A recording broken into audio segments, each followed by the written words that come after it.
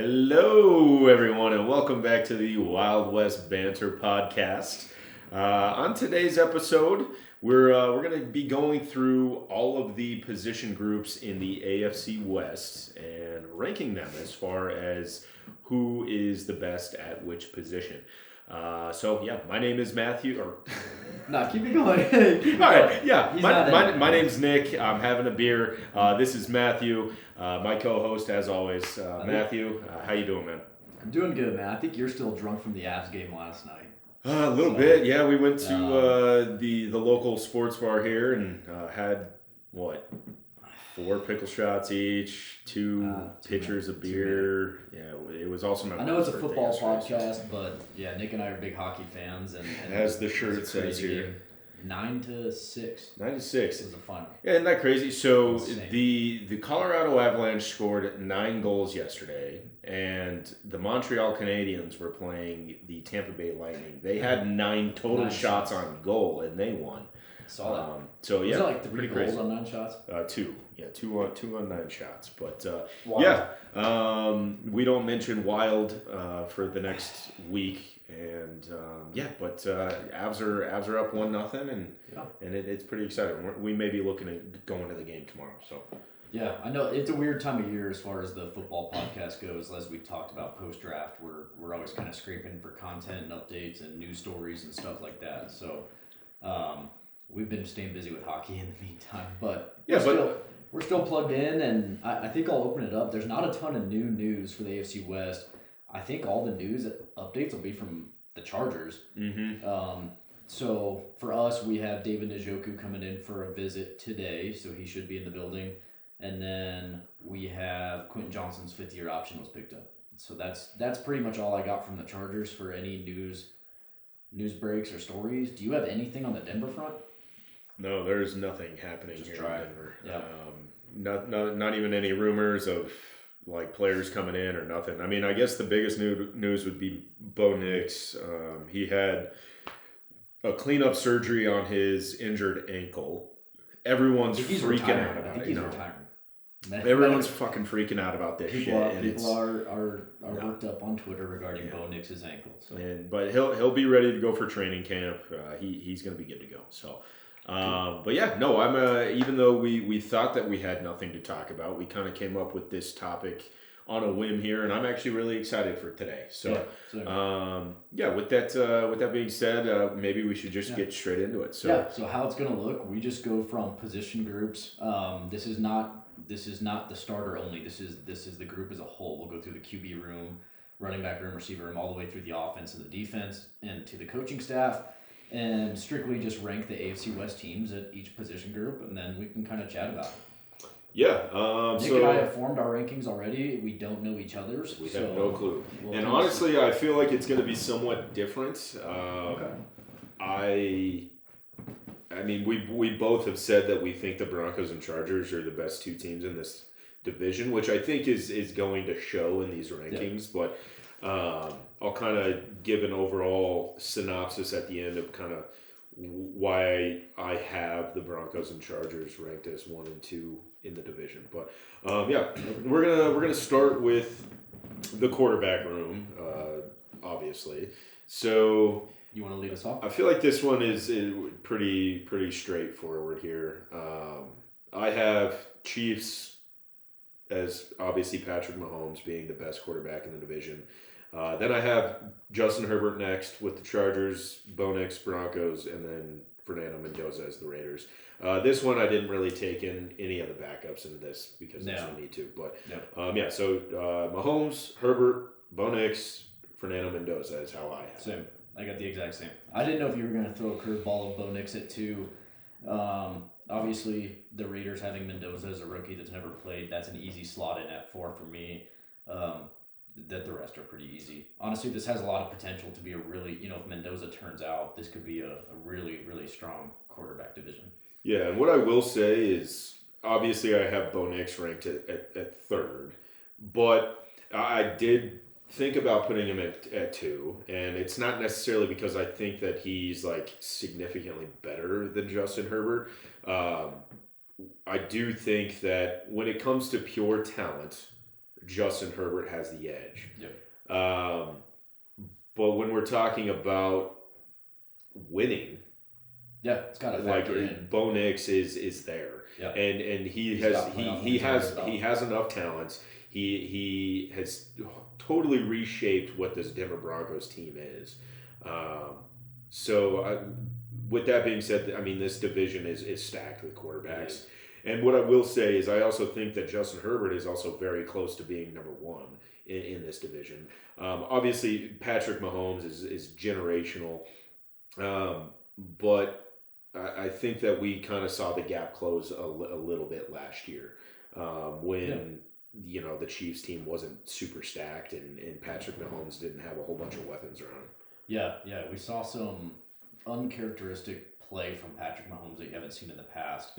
And not just from, losing weapons and stuff like that. Mahomes was terrible on the deep ball last year. Yeah. He was not the same at all on his deep ball. He had some turnovers that are just so uncharacteristic for his type of play. So I do think we saw a different Patrick Mahomes last year than we have in the past. And we'll see how he comes back from this ACL injury moving into next year. Yeah. And then obviously we have Fernando Mendoza at 4 simply because he's a rookie.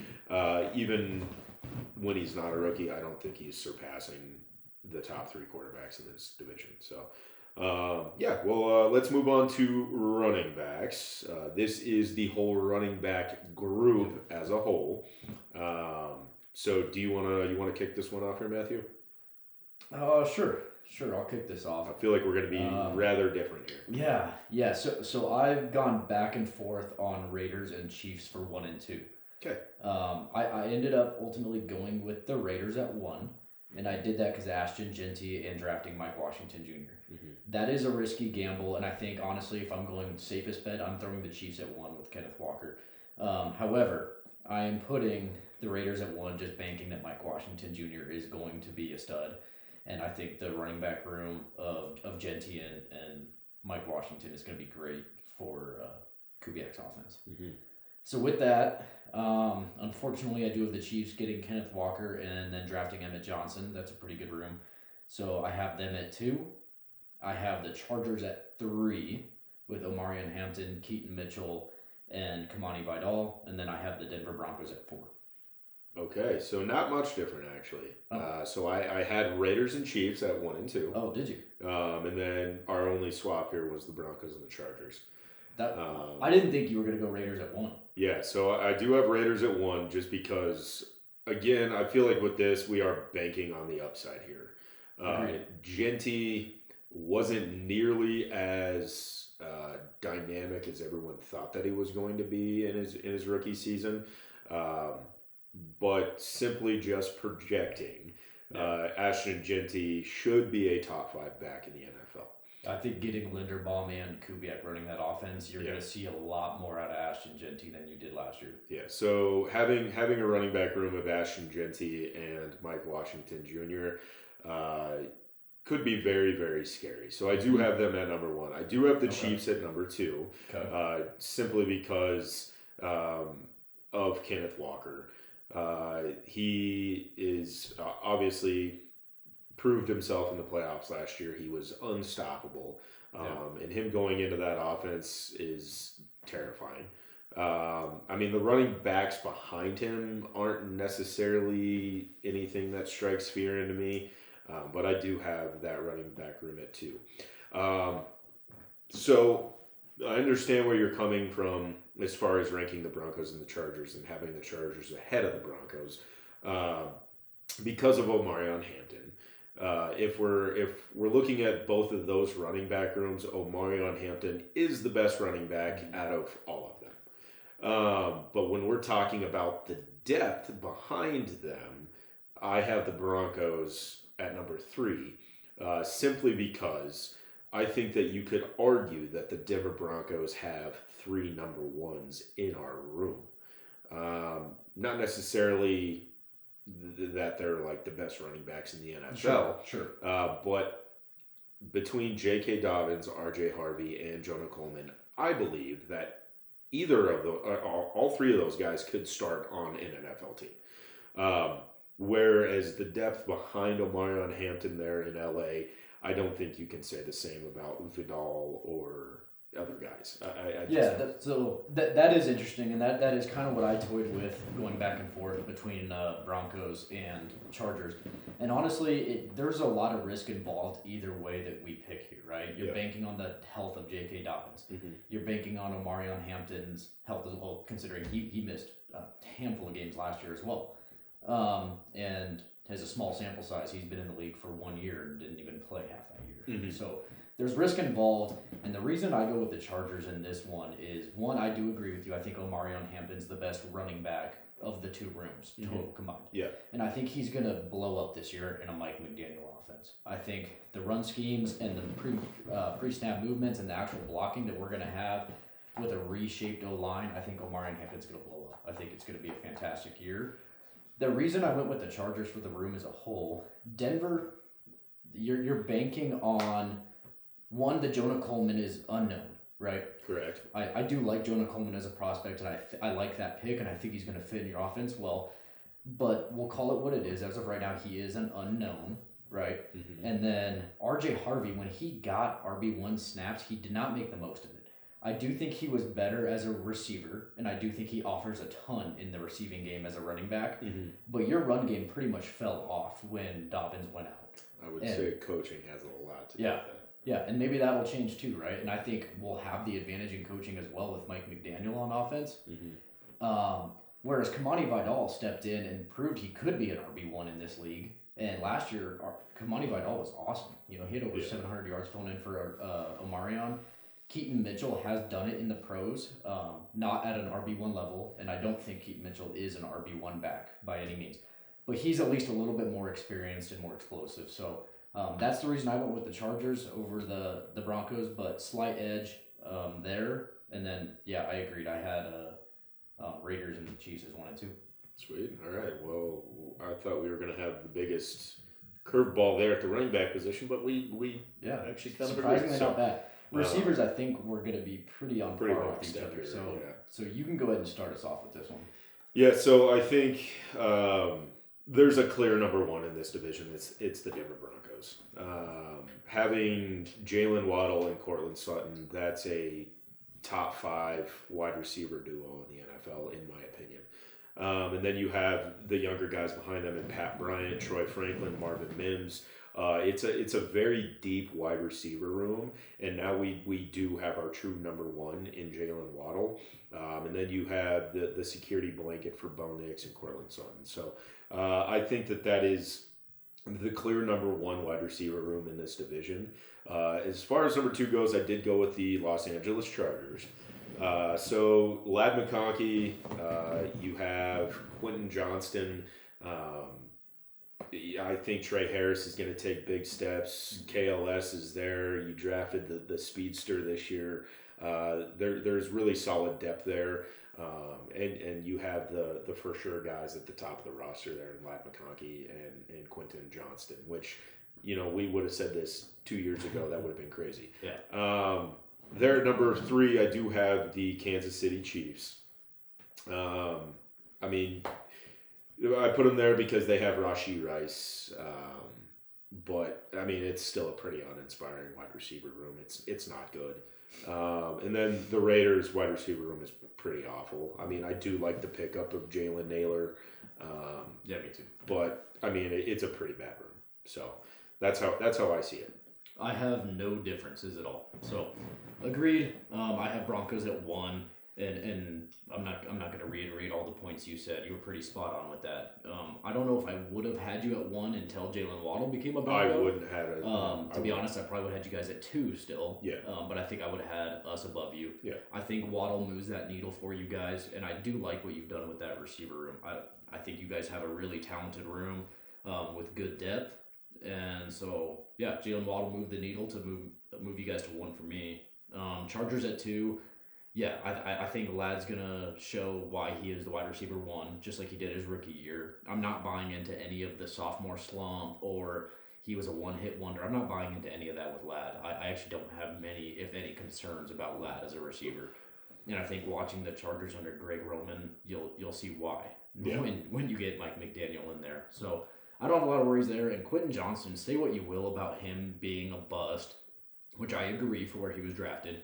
However, Quentin Johnson has solidified himself in this league as a solid wide receiver too. Oh, He has. yes, he has. I mean, he's putting up 700 yards and 7 touchdowns on the last like 2 or 3 seasons in a row. We just picked up his 5th-year option. I still think his ceiling can grow a little bit more under Mike McDaniel, and I think Quentin Johnson is due to get close to 1,000 yards this year. But even if he doesn't, he's solid. Quentin Johnson's a good receiver, so Yeah. I'm big on Trey Harris. KLS to me still remains an unknown. I like a lot of the flashes and tape from him, but I'm way higher on Trey Harris than I am KLS. So yeah, and then Chiefs and Raiders. Not much to say there. I agree. Rashee Rice, Xavier Worthy, and Tyquan Thornton at least offers me a little bit more to be worried about if I'm opposing them than Trey Tucker and Jalen Naylor. Yeah. I hate that receiver room for the Raiders. Yeah, I mean, kind of looking forward to the future. I mean, if you're the Raiders fan, you kind of hope that you suck one more year and you're able to get Jeremiah Smith next year. Because if they're able to do that, then the Raiders are a scary offense. Yep. But obviously, we'll see if that happens. But I think they'll probably be a little too good for that sweepstake. But yeah, I mean, I think that was probably one of the easiest position groups to I would say rank. So. Yeah, and I figured we'd be on par there. Yeah. Do you want to jump to tight end? Yeah, let's do tight end first. Cool. I'll take us off on this one. The one for me is the Raiders. I think the stardom of Brock Bowers. I don't even care who else is in that room. Yeah. Brock Bowers is that good. Yeah. So that was a no-brainer. Number 2, I do have the Chargers, and I have that with Oronde Gadsden, and we added Charlie Kolar, who you liked out of Baltimore. Mm-hmm. Really, really, really good run blocking tight end. Some untapped potential in the receiving game. Gadsden blew up his rookie year. He didn't even play the first 2 games. He was barely utilized, and he still had the most yards in Chargers history for a rookie tight end. So I really, really like the potential of Oronde Gadsden and maybe David Njoku after today. Yeah. If we get a contract with him, that room's looking scary. So those are my 1 and 2. Number 3, I did go with the Chiefs, and I did that I think Travis Kelce, I know he's aging, I know he's on his way out. Travis Kelce still has a little bit of ball left in him, a little bit of dog in him, and he's still a productive player. He was still productive last year. Obviously, you start lowering the bar the older these guys get on their way out, right? And that's what we're seeing with Travis, but he's still a productive tight end, and I do have your Broncos as last in the tight end room. I think it has room to change if Davis Webb can get some more out of Evan Engram, but overall, the tight end room for Denver from what we saw last year was just super uninspiring. Mm-hmm. Yeah, I mean, so we're pretty similar here. Obviously, Raiders at the number 1 simply because of Brock Bowers. The Chargers were really close for me just simply because of the depth that you guys have, especially if you do get David Njoku.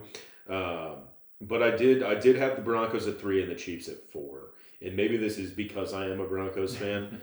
But I mean, Travis Kelce, he's old now. I don't see it anymore. Given that they're the Chiefs, they're probably going to come out and surprise us this year and be what they were 4 years ago. But but I do have the Chiefs at 4. The reason why I have the Broncos at 3 is because I like our depth more over the Chiefs.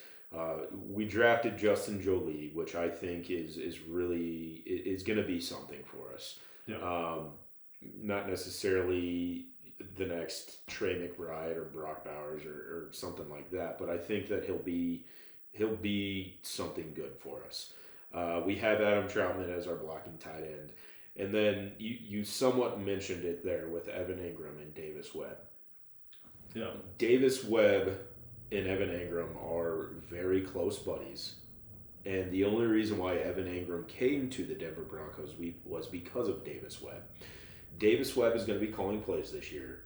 And I think that we're going to see a lot more production out of our tight end room, specifically Evan Engram, because of that. Yeah. Now, with that being said, one of my biggest gripes with Bo Nix and I don't have many of them, but one of the biggest ones is that he doesn't really throw to the tight end. He's not comfortable throwing to the middle of the field. We've seen that plenty over the 2 years that he's been in the NFL. So I think a lot of our tight end production has to do with what kind of steps is Bo Nix going to take in the right direction. And if Bo Nix can add that into his arsenal, I think that our tight end woes will be fixed, and Evan Ingram will have a much bigger year. I agree with you. The Davis Webb effect should change things for the Broncos offense, and I think change it for the better. Yeah. If I were a Broncos fan, I would be excited about what that may look like and some of the potential that your offense has. I'm very excited. So with that, I'm not dead set that the Broncos will end at 4 for me in the tight end rankings. I do think there are scenarios where they can jump kids a city. But for what it's worth, like we talk about with Travis Kelce and the fall off of Kelce, sometimes I think, and I dislike Kelce as much as the next guy. I hate the Chiefs just as much as the next guy. I love Travis Kelce. Like just playing against him. Yeah. Right. Like he's tore the Chargers up too much.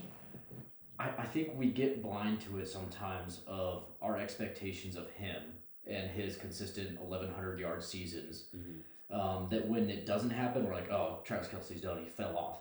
But looking at it, I mean, dude, he was 4th in the entire NFL for receiving yards last year as a tight end, and he had 851 in the year. I would have never guessed that. I would have never guessed. So while you were talking, I looked that up because I would have guessed he was around 5. Yeah, was my guess, between 5 and 600 for the year.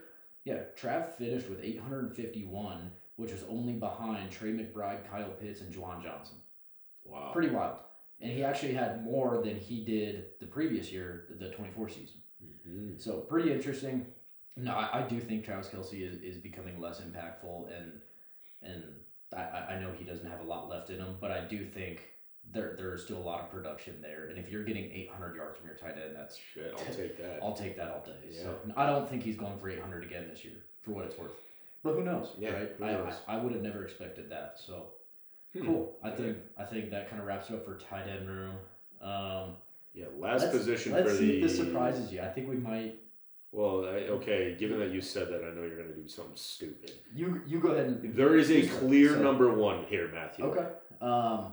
We're going to go with the O-line group, and this is. God, you've already pissed me off. Don't worry about what you've already pissed me off. I think I might surprise you. But, no, you're going to do something stupid here. We'll see. This is the O-line group. Good Lord. This is your entire O-line group. Holy shit. Go ahead and kick us off. There is a clear number 1 here, Matthew. I agree. And that is the Denver Broncos. Okay. And you're going to put your fucking stupid-ass Los Angeles Chargers because of your stupid-ass tackles. I do have the Denver. Okay. All right. Thank you. All right. So Denver Broncos. I do have the Chargers at number 2. Okay. Does that shock you? That does surprise me. Okay. So I have the Chargers at number 2. I'll explain all this later. So Broncos, Chargers, Chiefs, Raiders is how I have mine ranked. Okay. So number 1, Denver Broncos. It's clear. There's no way you can argue this.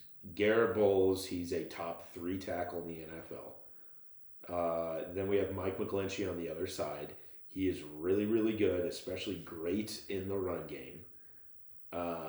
We have the best guard in the NFL in Quinn Miners. Ben Powers at our left guard position, he is very solid. Not great, but really solid. Yeah. And then we have Luke Wattenberg at center. Again, really, really solid. Not great. But as a unit, this is the best O-line in the NFL. There's no question about that. I do have the Chargers at number 2. The reason why I did this is because I will say that you have the best tackle tandem in the NFL. Your interior is still to be determined. Sure. But I like what you did, and you clearly in the draft addressed the depth of your interior offensive line. I really like the Jake Slaughter pick. I think that he's going to be someone that Chargers fans are happy that's on their team for the next 10 years. I really like Jake Slaughter. You got Strange and then Biotish. Like it's a really good offensive line that is highlighted by your 2 tackles. Sure. Okay. Then I have the Chiefs. So with the Chiefs here, I know I've been shitting on it all offseason, but the truth is I mean, they still have guys there. I need to look up some. I got their O-line depth chart up right here. Oh, good. You think I can fucking read that shit, man? Do you want me to read it for you? Please. Left tackle Josh Simmons. Left guard. He's serviceable. I don't like him. Left guard Kingsley. Mm-hmm. I don't know how to say his last name. Okay. And then obviously you have Creed. Yep. They brought in Trey Smith for right guard, and then Jalen Moore right tackle. Yeah. So I mean, Creed Humphrey, he's what, second best center in the NFL? Yeah, he's a beast. Yeah. Josh Simmons, I think he's serviceable, not great, but he does the job. I mean, your interior, your right guard, he's serviceable again. Yeah. But yeah, I mean, we're talking between the Chiefs and the Raiders here, like pretty bad offensive lines. Agreed. But I mean, the Raiders, all you have there is Linderbaum. Mm-hmm. I mean, yes, I say that like it's a bad thing, but Linderbaum, best center in the NFL, but there's nothing else on that offensive line. So that's kind of why I put the Chiefs in 3. So cool. I have the same 1 and 2 as you. You surprised me. I didn't know if you were going to go Chargers at 2. Yeah. But I think having the Raiders and Chiefs and their bad lines certainly helps us. Yeah. No brainer for me. Broncos at 1. You hit that on the head. I mean, it's a fantastic group. You guys have aced that offensive line group. Yeah. You have a fantastic root in there. So not much more to be said about the Broncos. I do have the Chargers at 2, with the caveat that the Chargers are healthy. Right, and that could be said for everyone. Mm-hmm. We just went from one of the worst O-line groups in the history of the league to now 2 in the division, in my opinion. I think the Chargers can, if they stay healthy, challenge for like a top 10 offensive line in the league. And I would be perfectly fine with that. Yeah. I think the floor of having Joe Alt and Rashawn Slater just raises everything. I'm telling you, that Jake Slaughter pick is going to be way bigger than any of you Chargers fans are projecting. Yeah, I certainly hope so. I've said from the start, outside of Justin Herbert, Joe Alt is the most important player on this football team. I think that highly of Joe Alt. Yeah. So, obviously we brought in Tyler Biotish, Jake Slaughter as left guard, Cole Strange at right guard, and then just got some more depth. Interior, yes, I agree. It's still a question mark. We're banking on the transition from center to guard of Jake Slaughter. Cole Strange, I'm not a fan of, but if that's the one position, it's serviceable. If he's okay, then you're all right. So.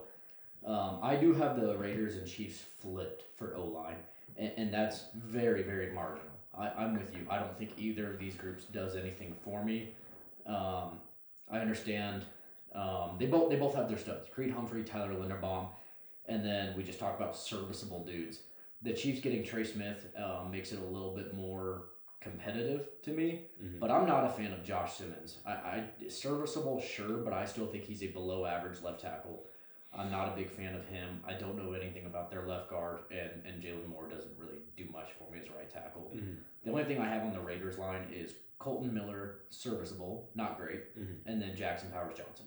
So having JPJ, serviceable, right? He was the center at Oregon, but they're using him as a left guard now in Vegas. So I like JPJ as a player. I think he's a serviceable guard. He's made that transition fairly well from center to guard. Mm-hmm. And so really between Colton Miller, JPJ, and Linderbaum, that gave a slight edge to the Raiders for me. I hate they don't have anything on the right side of their line. With the right guard and right tackle, but Linderbaum and JPJ kind of just moved the needle just a tad for me. But yeah, I mean, it makes sense. I mean, I feel like your ranking is probably the more correct one here. It's close though, and I like I said, I think you could argue either one, and you're not far off. So that should do it for offense as a whole. How we ranked for defense, we did defensive line and edge rushers combined into one category, and then we did linebacker group, and then secondary, and then finished it off with coaching. So. Yeah. So do you want to kick off D-line and edge here, or? Yeah. I'll start us off on defense. D-line and edge for my number 1. I do have Denver. You guys are stacked. Your defense is stellar. I know you lost John Franklin Myers. That doesn't change it for me. No. Regardless of how I don't know how to say your rookie's name Onyedem. Regardless, even if Onyedem steps in and is just okay, it doesn't change it for me. Yeah. You guys have a fantastic room. With Nick Bonito changes it a ton. Zach Allen is a freaking monster. That dude flew under the radar for me. The more I watched Broncos games last year, I found myself just watching Zach Allen half the time. That dude's a beast. Yeah.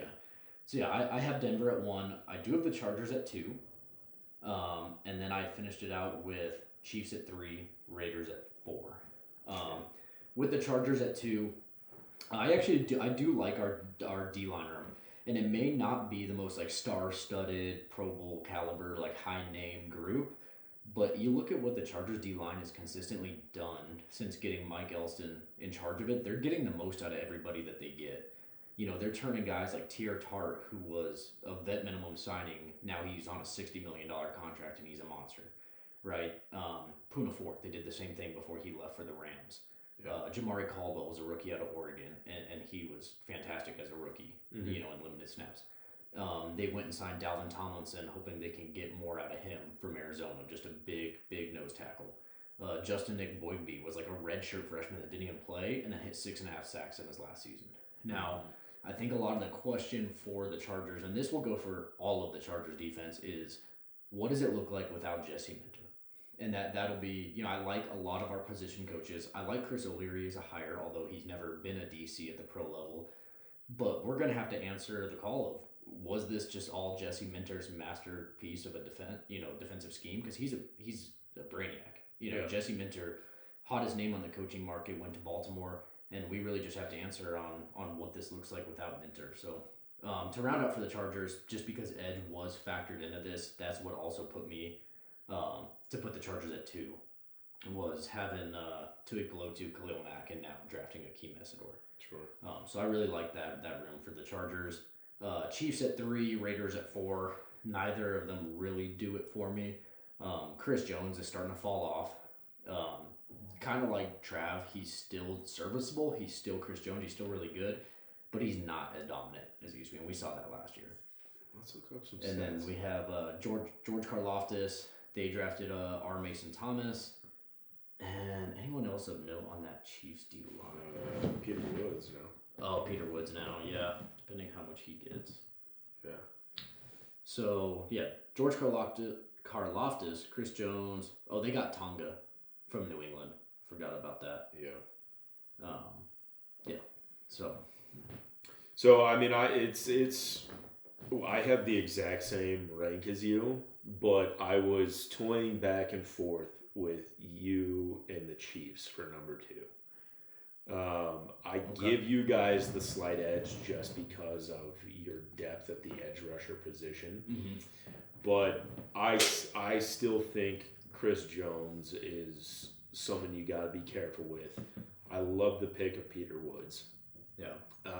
If Woods tears it up and they get the most out of Peter Woods, they can. And then I think that having George Karlaftis and R. Mason Thomas on your edge is good. Yeah. Now, if we're tossing Spagnuolo into this, I think that maybe it gives the Chiefs the edge here.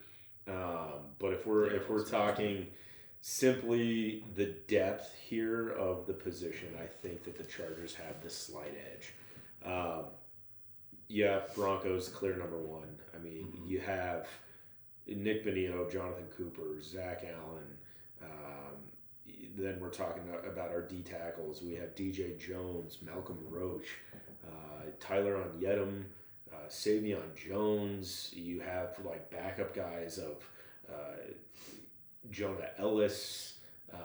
Q Robinson's going to be a huge name to keep an eye on this year. Yeah. Q Robinson, I think, could end up taking over Jonathan Cooper's role and end up being a stellar player in this league. So Broncos are clear number 1 here. Yeah, that was a no-brainer for me. Yeah. Raiders was also a no-brainer for me at last. Me too. I'll get into some of the Raiders stuff as we move throughout the positional groups and what they did in free agency. But you look, their edge rusher room with Max Crosby, Kwity Paye, and Malcolm Kuntz. That's the only thing that they have going for them. And I'm not. Kwity Paye's fine. fine. Yeah. That's like really all I can say about him. Malcolm Kuntz doesn't do anything for me. Yeah. Max is really what keeps him relevant. But you look at their interior of that D line, it's bad. I don't even. It's bad. Probably know any of them if we're being honest. Adam Butler, never heard starting DT. Don't know. Yeah. So, yeah, I mean, Raiders is bad. Obviously, Max Crosby is great, but that's not enough to move you past the number 4 spot here. So, agreed. Perfect. Well, let's get into the inside linebacker position, and I'll start this one off here. So, I do, for the first time on my list, have the Raiders at a number 1 spot here. I do have the Raiders here at number 1. They spent big here in free agency, getting Quay Walker and Nakobe Dean. I think having that pairing as your inside linebackers is really awesome. I would have been stoked if the Broncos could have got just one of those guys. Yeah. I mean, I will say with Nakobe Dean here, yes, he has some injury problems, but putting that stuff aside, Quay Walker and Nakobe Dean as a pairing is scary. For number 2, I did have the Chiefs. So Nick Bolton and Drew Tranquill, I think, is a really good pairing. Nick Bolton is your down the field guy. He's your thumper.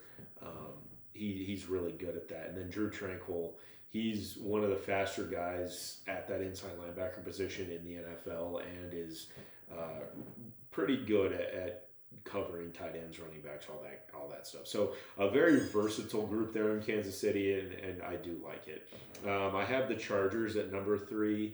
Deion Henley is a beast. If we're projecting after this season, he could very well end up being the best inside linebacker in this division. But I'm not really inspired by the depth that you guys have there. Yeah. And then I do have the Broncos at 4. Alex Singleton, Justin Sternad, I think is serviceable. I think Sternad's the better one out of the 2.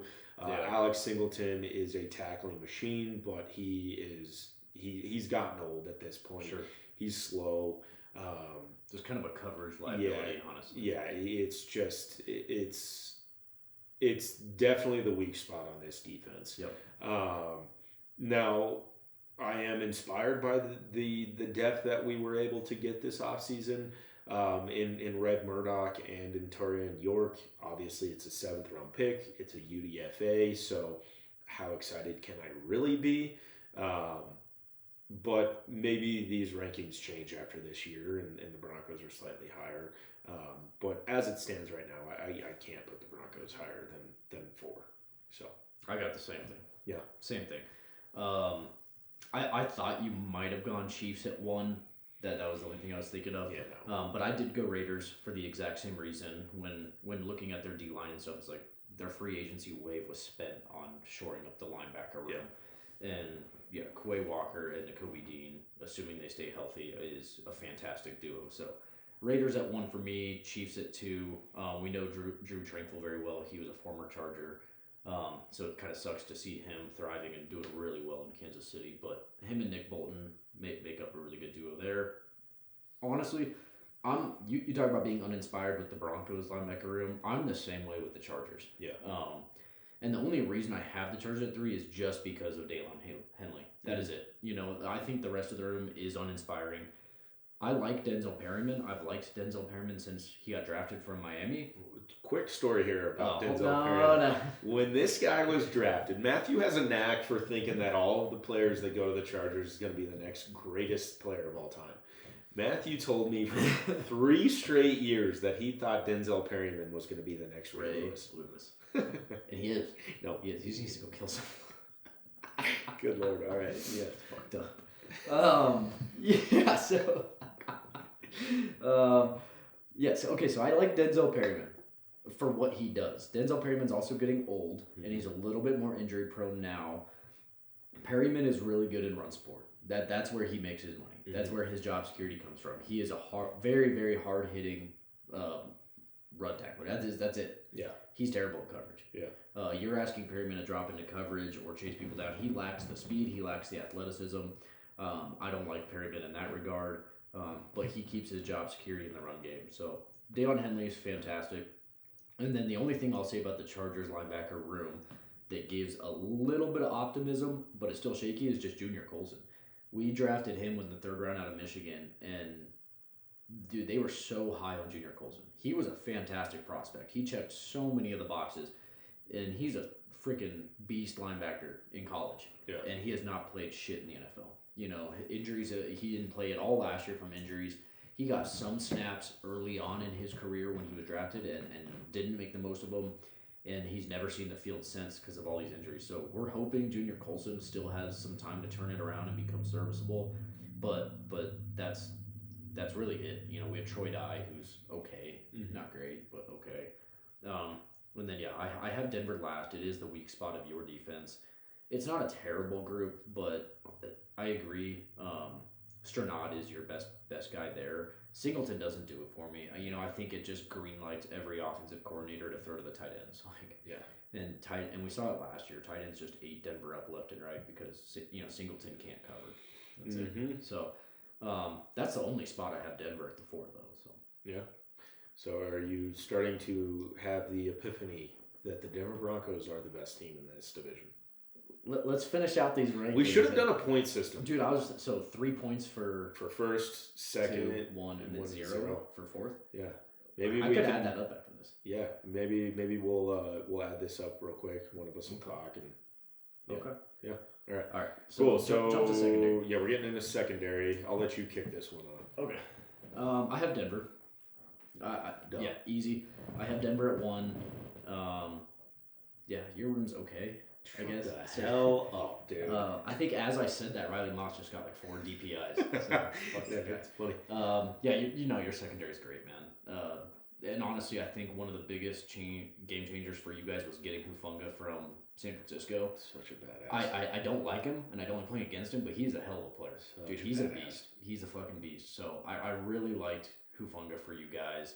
If you're a Broncos fan, you gotta love having him on your team. So yeah, between him, Surtain, Riley Moss, you guys are stacked. Jaquan McMillan, yeah, some good Barron, good depth. Oh, Barron, I forgot about him, dude. What a waste of a first round. Shut the hell up, dude. What a waste. No, you talk about covering the tight end. That motherfucker is great at covering the tight end. You guys have a great secondary. Yeah. You do. Number 2, I do have the Chargers. Okay. And the reason for that, I don't think we have the biggest names. You'll see when we get down the Chiefs next with like Mansour Delane. Mm-hmm. We don't have a guy like that. We don't have a Mansour Delane. We don't have a Pat Surtain. Mm-hmm. I don't even know who the Raiders' best corner is, but probably not good anyways. No one.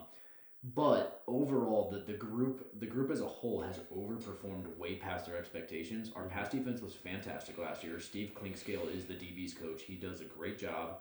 They're rejuvenizing careers back there, like with Benjamin St. Juste and with what they did with Christian Fulton before he left. We just saw it with Dante Jackson, getting him from Pittsburgh, and he was a monster. He ended up being our CB1 last year. He did fantastic. Our young guys back there keep it going for me with Tarheeb Still and Cam Hart. We talked a lot about them coming out of college. You liked Cam Hart a lot from Notre Dame. Both 5th-round picks. In my opinion, Tarheeb Still is our CB1. I think he's the most talented DB that we have at the corner room. But when we're talking about secondary, the reason of what separates it for me, regardless of the corner room, is there's a guy named Derwin James in this league, and he is too good to not be the second best in this division. Yeah. Derwin James will play strong safety, free safety. He'll go line up on your nickel. He'll go be an outside corner. He'll go be an edge rusher. He'll go line up at linebacker. He is your jack of all trades. And he is incredible. So he raises the floor of that secondary as a whole. I actually really like our safety room. Elijah Molden, Tony Jefferson, who Bronco fans have learned to hate. But great guy to have on your team. Genesis Smith now. Yeah, Genesis Smith, and I'm blanking on the name out of Clemson. We drafted him last year though. Oh fuck! This is gonna bug me. I couldn't tell you. I'm sorry, dude. Oh boy. No, this is really gonna bother me because he ended up getting. No, my computer's about to die as we're doing this. It's a fair weather fan right here. He was a rookie out of Clemson. Anyways, good to know. But yeah, our secondary easily. Oh, hold on. Hold up. R.J. Mickens. There it is. R.J. Mickens. Yeah, and then we have some undrafted dudes with Nico Reed, Eric Rogers. But I like our secondary room. We talked about this at the draft that we might be drafting a corner. For me, it wasn't a position of need as high as other areas on our team, so I was okay with not spending any premium picks on getting a corner. Sure. And then I have Chiefs at 3 with Mansour Lane. I actually like them getting Alohi Gilman, another former Charger. Yeah. That we traded to Baltimore and then ultimately signs with KC. But they still have a lot of work to do back there. And then the Raiders' DB room sucks. Yeah. So I clearly have the Broncos at 1. There's nothing to really touch on there. Pat Surtain is unbelievable. And if anyone says that there is a better corner in the NFL, they're lying to you. But yeah, I did have a swap of the Chiefs and the Chargers here for 2 and 3. So I put the Chiefs at 2 simply because I think Mansour Lane steps in and is instantly a top 5 corner in the NFL. I really love Mansour Lane. They also drafted Kennedy. Isn't that his name? Jaden Kennedy. So I think that they shored up that cornerback room. All offseason long when we were doing mock drafts and projecting rosters and all that stuff, we were talking about how the Chiefs needed to get better at corner, and I think that they absolutely did. They traded away guys, they lost guys, but I think they filled those holes really, really nicely. Having Christian Fulton, Alohi Gilman, Noel Williams, I think all of those guys are really, really solid players that I just think that those kind of depth guys, those just roster filler guys that you need are better than what the Chargers have. Your cornerback room is very uninspiring for me. Yes, you have Derwin James, but in my opinion, that's kind of all you have in that secondary. Unless you play the Broncos and then Tony Jefferson's an ass. Yeah. But even with that, and like I said, to go back to see what this was from Jesse Minter, but as uninspiring as that room was, they were 4th in the entire NFL in passing yards allowed last year. Yeah. Like the secondary was good, man. Like it's not the most fancy name brand guys, but they consistently performed. And Dante Jackson played as a top 10 corner in the league last year. I don't think Dante Jackson's a top 10 corner, but his play last year was. And they just got a bunch of guys that overperform, and they have a defensive system under Jesse Minter that just puts the roof over the top of opposing offenses, and they keep everything in front of them. They have a little bend not break, but dude, they play great. Like I agree, it's not as fancy as a group in terms of names, and if you look at it on a piece of paper, you probably don't put the Chargers at 2, but when you turn them on Sunday, you can understand why. I think their play was. And for me, getting them over Kansas City was the safety room. I think we have a lot more in the safety room than KC has to offer. I think all of our safeties are probably better than Alohi Gilman right now, and that's their best bet. Yeah. Sorry, I'm trying to do my point system here. So. Oh, yeah, no, yours, a lot of mine. Okay. Yeah. I think we got one more to go, right? We do. We're not going to talk about the Raiders in the secondary. Jermod McCoy is your thing to talk about there, but we've covered Jermod. So now into coaching. Do you want to start us off? And for the record, this is head coach, DC, OC. Yeah. Right? Is that kind of what we're going with on this? All right. Yeah, so I have Chiefs, Broncos, Chargers, Raiders. Okay. So I have Chiefs number 1. I still think that Andy Reid's the best head coach in this division. He's probably the best head coach in the NFL. And then you add Spagnuolo in there. I think that you could argue that he's the best defense coordinator in the NFL. He probably is. Offense coordinator, pretty bad there. Yeah. But, I mean, Patrick Mahomes and Andy Reid are your offense coordinators there. So I have the Chiefs at number 1. Okay. I put the Broncos at number 2. Talk about Broncos and Chargers. What your deciding factor was. I feel like Sean Payton and Jim Harbaugh are kind of a coin flip here. You could probably argue in any which direction of which one's better. So I kind of feel like that is a wash there. So then I look at the coordinator positions. I think that Vance Joseph clearly has the edge at defense coordinator. I would say that Vance Joseph is a top 3 D coordinator in the NFL. Then you go over to the offensive side. You could argue that Mike McDaniel is one of the better offensive coordinators in the NFL. But if we look at the gap between Vance Joseph and who's your D coordinator? Chris O'Leary. Chris O'Leary.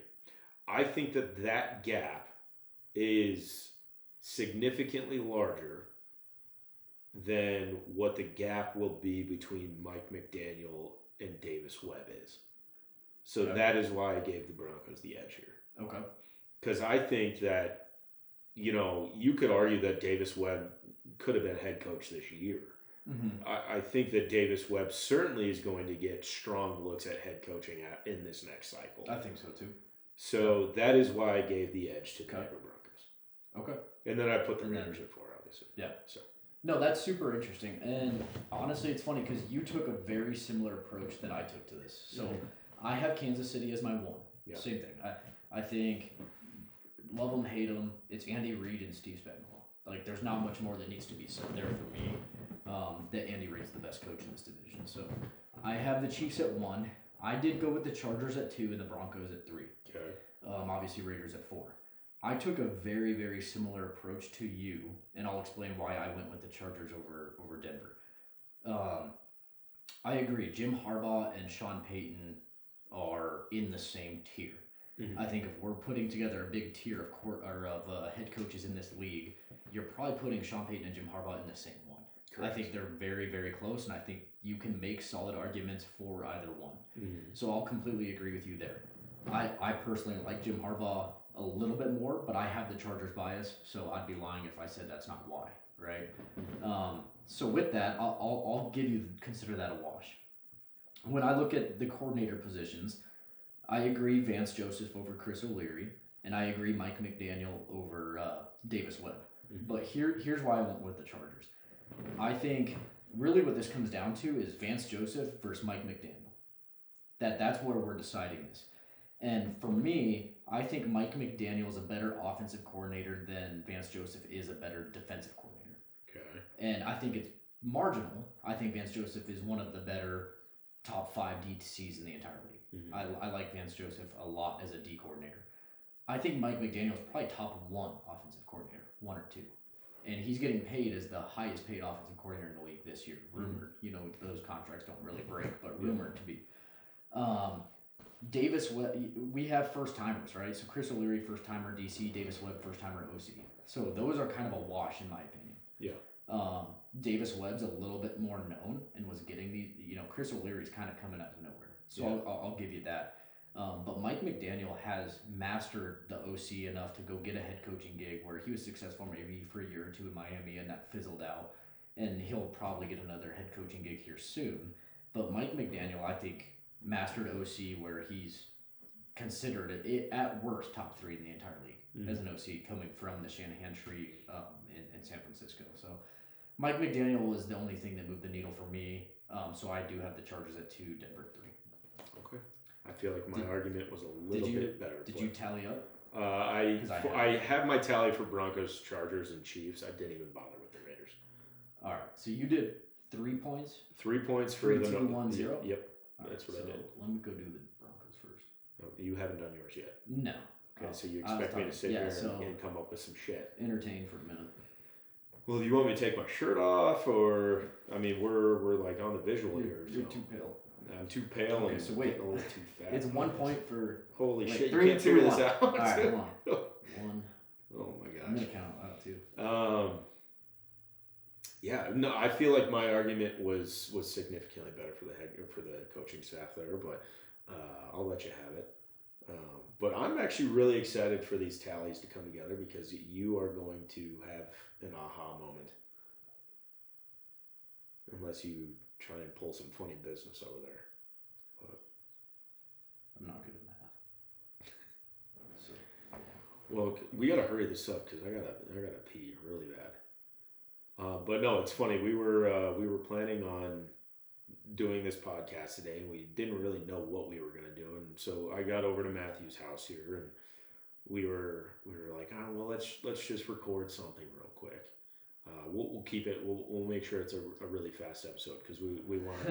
We're at damn near an hour now. Okay, I have Casey left. And I'm done. So okay. But yeah, well, the plan today was to kind of just do a quick episode and then figure out this TikTok stuff. Matthew seems to have it down, but I need to learn a little bit. But yeah, I guess I'll give the plug now. Go check us out on TikTok, Instagram, Twitter, or X, I guess you call it now. Just at Wild West Banter. But yeah, we're actually really excited about the whole TikTok stuff. So yeah, hopefully we figure I caught an end of that. Yeah, but yeah, whatever, man. Go to TikTok or whatever. Cool. Go ahead with your Yankees. I think I tallied mine up. So okay, so I actually have the Chargers here at number 3 with 12 points. Okay. I have the Chiefs at 2 with 16 points. Okay. And the Broncos at 1 with 19. Okay. And then I didn't do the Raiders. Yeah. So I have the Chargers at 16 points. Okay. Which was my number 1. What? I have Denver at 15. Okay. And then I have the Chiefs at 14. And I didn't tell you okay. Vegas. I think where we're getting our major differences, I had Chargers over Broncos in coaching. Mm-hmm. I had Chargers over Chiefs at secondary. Yeah. What else I think I had Chargers over Chiefs at D-line and edge. Well, so did you, though, I thought. Yeah. Where else did we differ? I had Broncos at 4 for running back room, and you had Chargers at 4. Correct. So that one was a little different. I think that was really our only differences. So I have it by, and this is consistent with what I think of the division, right? I said, I think it was last podcast or 2 ago, you asked me kind of roster all together who's the best team in the West, and I was like, if it's Denver or if it's LA, and if it's Denver, it's barely. If it's LA, it's barely. Mm-hmm. And that's what that shows for me. I have LA, but I have LA by 1 point. And you could flip 1 or 2 of those categories, and you could have Denver by a couple points, and I would get it. They're strong arguments. Mm-hmm. I think our 2 teams are the best in the division, and I think it's very, very close. I don't think Denver is much better than the Chargers, and I don't think the Chargers are much better than Denver. I agree. But yeah, that was fun. I just feel like the Broncos have more positions where they're number 1 at. You did. And then it's the rest of them are at like 3 or 4. Because I didn't have the Chargers at number 1. And I feel like the Chargers are consistently more at that number 2 and then some 3. Yeah. You know? So no, that's fair. You guys, I think you are more top heavy, especially in terms of stardom. Yeah. I would agree there. Because I had the Broncos as number 1 in 1, 2, 3, 4 categories. Mm-hmm. I didn't know the Chargers was number 1 in any of them. Yeah. But I also had the Broncos as number 4, dead last in 2 categories. Yeah. In tight end and running back and linebacker. Yeah. So I think that's what got it. Yeah. But yeah, you guys got a handful of number 1 finishes. We didn't get any. Yeah. So I agree. All right. Well, yeah. This was a fun one. Yeah, we'll probably end it here. But yeah, as I was kind of talking about a couple minutes ago, we're really just gonna dive deep into this whole TikTok stuff. Not really my thing. It's not really Matthew's thing either. But we understand we kind of have to do it if we want this thing to end up taking off one day. But yeah, in the meantime, we're just gonna continue to have fun, I guess. Yeah, we'll keep trying to find stuff. There's always something to talk about. You know, Nick comes over and we're like, we got nothing to talk about today, and then we go for an hour about something to talk about. So we'll keep trying to find stuff. Something we've talked about is doing a buy or sell episode weekly or every other week. So we'll kind of debut that maybe next week. And any ideas that you guys have when watching this, or things you want to talk about, or ideas for content, or questions you have that you want to see answered on the air, throw those in as comments, message us, anything like that. It'll give us something to talk about, and hopefully we can give you perspective from our side on whatever you're curious about. Yeah. Well, cool. Normally I end this off by saying go Broncos, so I'm going to say go Broncos, but more importantly now, go Avs. Go Avs. Go Broncos.